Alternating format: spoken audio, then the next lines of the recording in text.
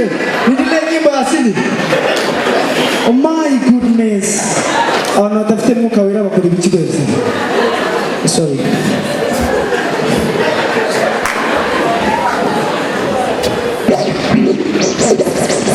Hari ini mungkin fashion. Hari ini fashion sana.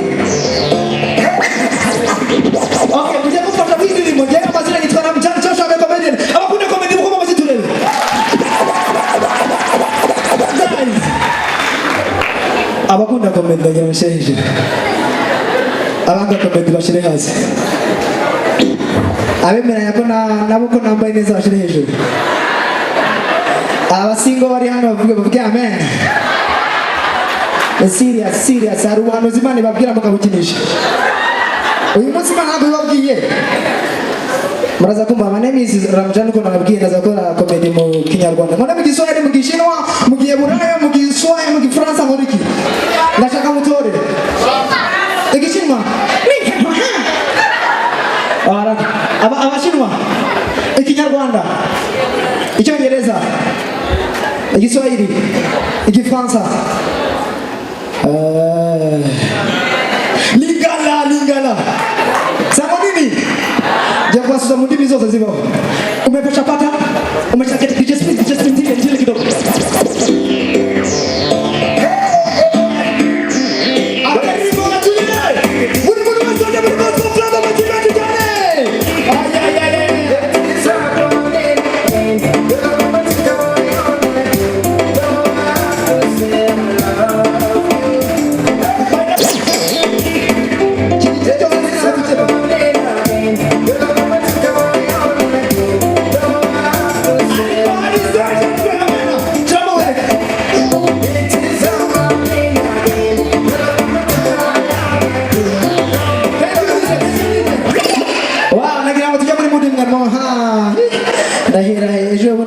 Nzaze gusetsa abantu ndibaza nzahera he Imana yanjye kunumye ni abantu bazanyemera koko ndi umuhanuzi wawe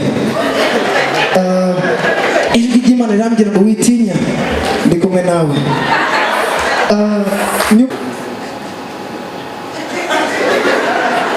wow, I like that. Mugomba guseka. The Bible says rejoice in the Lord. Amen. Pastor Clapton. Ijambo ry'Imana riravuga ngo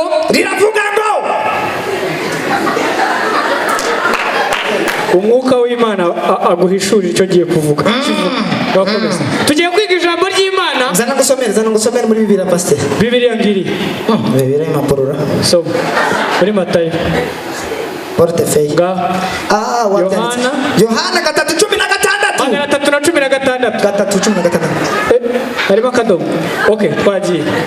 Kubw'Imana yakunze abari mwisi cyane. Kubw'Imana yakunze abari ntabwo ari kubw'Imana Eric. Ni kubw'Imana Bosco. Oya, ni kubw'Imana yakunze abari mwisi. Basi ako kantu. Rekura feri. Byatumye itanga umwana wayo w'ikinege. Ikinege gutanga ni ukufata uko wafata kino gitabo cya Bibiliya ukakimeza. Gutanga ni inshinga. Komeza rekura feri. Mwitwihanganire gato tekinike. Kwagiye. Kugira ngo wizera wese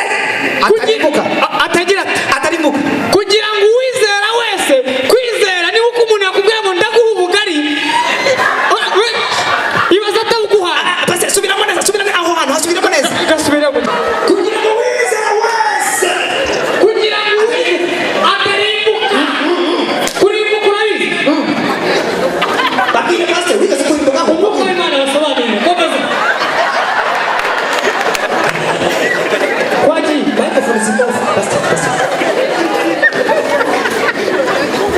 Microphone zira harimo umuziki. Aheza mwijuru. Kugira ngo wizera wese ahubwa